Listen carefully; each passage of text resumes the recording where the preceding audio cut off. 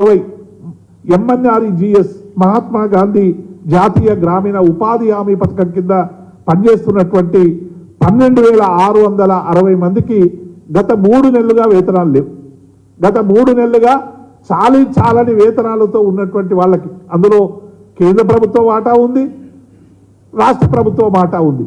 పెద్దన్నున్నాడు, చిన్నన్నున్నాడు. కానీ అయినప్పటికీ కూడా ఇప్పటి వరకు 12,660 మహాత్మా గాంధీ ఉపాధి హామీ పథకానికి సంబంధించినటువంటి వేతనాలు కూడా ఇప్పటి వరకు కూడా చెల్లించడంలో వైఫల్యం చెందారు. మేము డిమాండ్ చేస్తూ ఉన్నాం, మీరు ఫస్ట్కు వేతనాలు వేయడానికి మేము స్వాగతిస్తున్నాం. ఎవరో ఫస్ట్కు వేతనాలు ఇస్తే మీకెందుకు అనేటువంటి మాట కొందరు మాట్లాడుతూ ఉన్నారు. నిజమే, ఫస్ట్ వరకు 2019 అక్టోబర్ వరకు గౌరవ ముఖ్యమంత్రి కేసీఆర్ గారు 5 ఏళ్లుగా ఈ రాష్ట్రంలో అధికారంలోకి వచ్చిన తర్వాత మొదటి రోజునే వేతనాలు ఇచ్చినటువంటి చరిత్ర కూడా గత ప్రభుత్వానికి ఉంది. కరోనా రావడం వల్ల మొత్తంగా ప్రపంచ ఆర్థిక వ్యవస్థ అంతా కూడా కుదేలు కావడం వల్ల మరి ఇక్కడ ఆ రోజు అప్పటి నుంచి కొద్ది వేతనాల్లో జాప్యం జరిగినటువంటి మాట వాస్తవం. అయినప్పటికీ కూడా ఏ ఉద్యోగుల వేతనాలు కూడా చెల్లించకుండా ఉండలేదనేటువంటి అంశాన్ని మేము ఈ సందర్భంగా గుర్తు చేస్తూ ఉన్నాం. కానీ ఇప్పుడు జరుగుతున్నది ఏంది, ఈ పేరు మీద కేవలం కొంతమందికి మాత్రమే 1వ తారీఖు నాడు వేతనాలు ఇచ్చి ఇగో ఇట్లా అనేక మందికి వేతనాలు ఎగ్గొడతా ఉన్నారు. అట్లాగే నేషనల్ హెల్త్ మిషన్ సంబంధించినటువంటి వాళ్ళు 17,000 మంది అవుట్సోర్సింగ్ ఉద్యోగులకు కూడా మరి పిహెచ్సి నుండి డిస్ట్రిక్ట్ పిహెచ్సి నుండి సబ్ సెంటర్ వరకు కూడా వాళ్ళకు కూడా వేతనాలు మరి ప్రజల ఆరోగ్యం కోసం నిరంతరం పనిచేస్తున్నటువంటి నేషనల్ హెల్త్ మిషన్ వాళ్ళకు కూడా మరి వీటి విషయంలో అనేక మంది ముఖ్యమంత్రి గారికి లేఖలు కూడా రాశారు. అయినప్పటికీ కూడా వాళ్ళు అనేక రకాల పోరాటాలు చేస్తూ ఉన్నారు.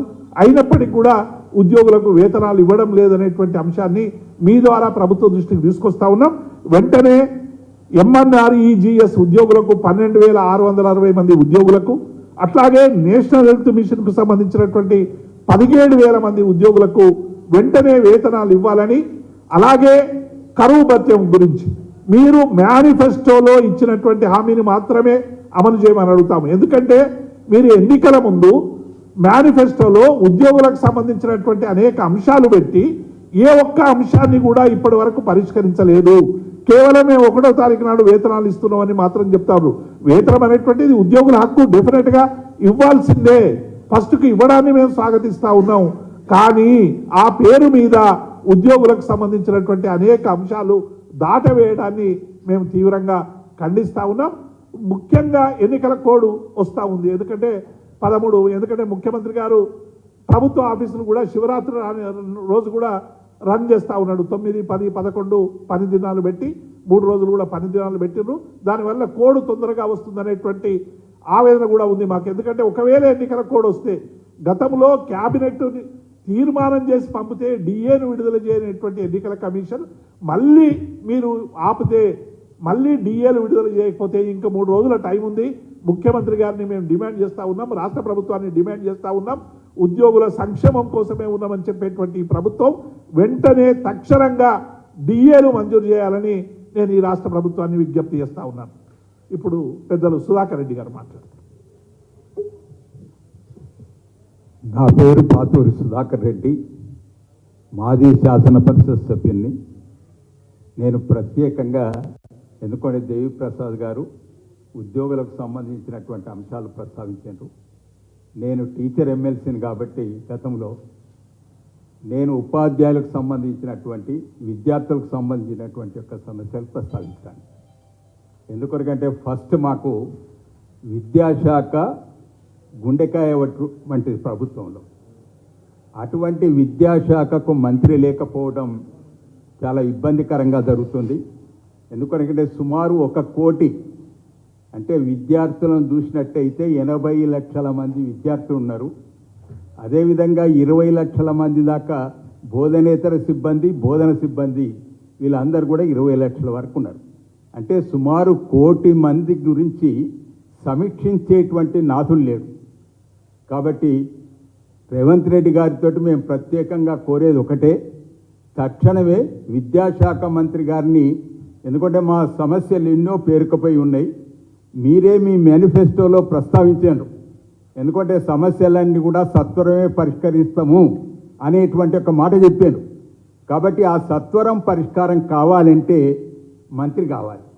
కాబట్టి మంత్రిని నియామకం చేయమని కోరుతున్నాం. వచ్చే వేసవిలలో మీరు ఇచ్చినట్టుగానే తప్పకుండా బదిలీల యొక్క షెడ్యూల్ ఏర్పాటు చేస్తామని చెప్పాను.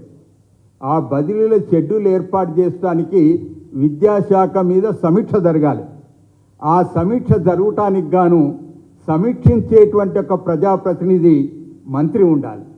మంత్రి ఉన్నట్టయితేనే మా పక్షాన ప్రజల పక్షాన మాట్లాడేటువంటి అవకాశం ఉంటుంది. ఆ విధంగా కాకుండా కేవలం అధికారులను పెట్టి చెలాయిస్తామంటే మాత్రం గత సంవత్సరాలలో ఎట్లా జరిగిందో అట్లే జరిగేటువంటి అవకాశం ఉంటుంది. కాబట్టి వారితో మేము ప్రత్యేకంగా విజ్ఞప్తి చేస్తున్నాం. రేవంత్ రెడ్డి గారు విద్యాశాఖ మంత్రిని తక్షణమే ఏర్పాటు చేయండి. రెండవది, మీరు ఎప్పుడు మాట్లాడినా కానీ కాంగ్రెస్ ప్రభుత్వంలో అట్లా జరిగింది ఇట్లా జరిగిందని చెప్తూ వస్తుండ్రు. కాంగ్రెస్ ప్రభుత్వంలో ఏర్పాటు చేసినటువంటి ఒక మోడల్ స్కూళ్ళల్లో టీచర్లకు ఫిబ్రవరి నెల నుంచి జీతాలు వస్తలేవు. కాబట్టి బోధనేతర సిబ్బందికి వస్తలేదు, బోధన సిబ్బందికి వస్తలేవు. కాబట్టి సుమారు 194 పాఠశాలలో పనిచేస్తున్నటువంటి సిబ్బందికి నెల జీతాలు మీరు మొదటి తారీఖునే చెల్లిస్తామనేటువంటి ఒక మాట చెప్పినరు. కానీ మోడల్ స్కూళ్ళల్లో పనిచేసేటువంటి సిబ్బందికి మాత్రం ఇంతవరకు జీతాలు చెల్లించబడతలేవు. అదేవిధంగా ఆ టీచర్లందరికీ కూడా నేరుగా నియామకాలు చేయాలి. కేవలం ప్రభుత్వ పాఠశాలల్లో ఉండేటువంటి యొక్క ఖాళీలు ఏవైతున్నాయో వాటిని భర్తీ చేయడానికి షెడ్యూల్ ఇచ్చాను. కానీ మరి మోడల్ స్కూళ్ళల్లో ఖాళీగా ఉండేటువంటి టీజీటీ పోస్టులు, పీజీటీ పోస్టులు వాటిని మాత్రం నేరుగా నియామకం అయ్యే పోస్టులకు మాత్రం ఇంతవరకు షెడ్యూల్ జారీ కాలే.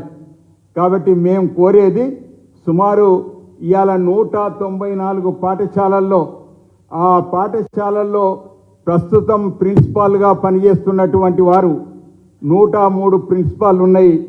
సుమారు 91 ఖాళీలు ఉన్నాయి.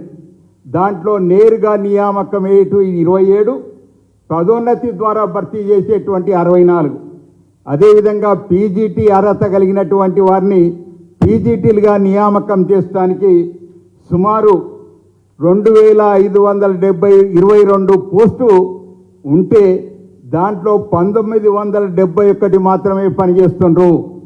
ఆ 1971లో నేరుగా నియామకం చేసేటువంటి వాళ్ళు 275 మందిని నియామకం చేయాలి.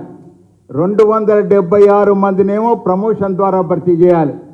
అంటే 551 పోస్టులు ఖాళీలు ఉన్నాయి. అదేవిధంగా టీజీటీ పోస్టులు 1104 టీజీటీ పోస్టులు ఉన్నాయి.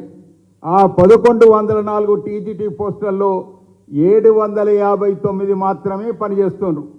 405 ఖాళీలు ఉన్నాయి. కాబట్టి వీటన్నిటి కూడా ఈ 405 పోస్టులు కూడా నేరుగా భర్తీ చేయాలి. కాబట్టి వీటిని కూడా భర్తీ చేసేటువంటి షెడ్యూల్ జారీ చేయమని కోరుతున్నాం. 194 స్కూళ్ళ యొక్క పరిస్థితే గిట్లుంటే రాష్ట్రంలో ప్రభుత్వేతర పాఠశాలలు 38,992 పాఠశాలలు ఉన్నాయి. కాబట్టి ఆ పాఠశాలల్లో పనిచేసేటువంటి యొక్క సిబ్బంది యొక్క పరిస్థితి ఏ విధంగా ఉన్నదో గమనించవలసిగా కోరుతున్నా. గవర్నమెంట్ అండ్ లోకల్ బాడీస్లో 24,737 మంది టీచర్లు ఉంటే మిగతా యాజమాన్యంలో పనిచేసేటువంటి వాళ్ళు సుమారు మొత్తం 38,992 పాఠశాలలు ఉన్నాయి. కాబట్టి ఇన్ని పాఠశాలల్లో ఉపాధ్యాయుల నియామకం జరగాలి, బదిలీల షెడ్యూల్ జరగాలి, ప్రమోషన్ల షెడ్యూల్ జరగాలి. ఈ షెడ్యూల్ లేకపోవటం వల్ల వేసవి సెలవులు కూడా అయిపోయేటట్టుగానే ఉన్నాయి. కాబట్టి మీరు అన్నట్టుగా మీరు ఏదైతే చెప్పినరో మీ మేనిఫెస్టోలో చెప్పినట్టుగా వేసవి సెలవుల్లో చేస్తామనే మాట చెప్పారు. కానీ ఇంతవరకు షెడ్యూల్ జరగలే, ఇంతవరకు సమీక్షనే జరగలే. సమీక్ష జరగకుండా ఏ విధంగా షెడ్యూల్ జారీ అవుతుంది? కాబట్టి ఉపాధ్యాయ సంఘాలతోటి సమీక్ష చేయండి. ఆ విధంగా చేసిన తర్వాత ఉపాధ్యాయ ఎమ్మెల్సీలు ఉన్నారు, ఎమ్మెల్సీలతోటి కూడా ఒక్క సమావేశం కూడా నిర్వహిస్తున్నట్టుగా మాకు దాఖలాలు లేవు. కాబట్టి ప్రభుత్వ ముఖ్యమంత్రి శ్రీ రేవంత్ రెడ్డి గారితో నేరుగా విజ్ఞప్తి చేస్తున్నాం. తప్పనిసరిగా ఇవి జరగవలసినటువంటి అవసరం ఉన్నది. రెండవది ప్రధానమైనటువంటి ఒక డిమాండ్, ఇవాళ టెట్ అనేటువంటిది మీరు షెడ్యూల్ ఇచ్చిండ్రు రిక్రూట్మెంట్ కొరకు. రిక్రూట్మెంట్ ఇచ్చినటువంటి షెడ్యూల్లో మరి నేరుగా నియామకాలు చేస్తామనేటువంటి ఒక మాట చెప్పారు.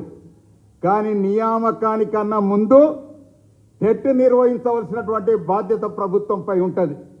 మా గతంలో అనుభవం, గతంలో ఇట్లా నేరుగా నియామకానికి షెడ్యూల్ ఇస్తే టెట్ నిర్వహించలేదని మళ్ళీ క్యాన్సిల్ చేసినటువంటి ఒక ఉదంతాలు ఉన్నాయి.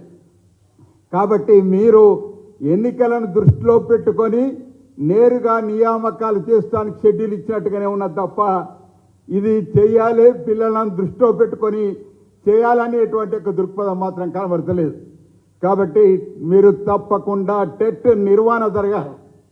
టెట్ పరీక్ష నిర్వహిస్తేనే రేపు లక్షలాది మంది ఇవాళ బీఈడి టీటీసీ అర్హత కలిగినటువంటి వారు ఉద్యోగం కొరకు ఎంతో అర్రులు చాచినట్టుగా ఉన్నారు. వాళ్ళు రేపు మళ్ళా టెట్ అనేది ఒక గండం ఏర్పడుతుంది.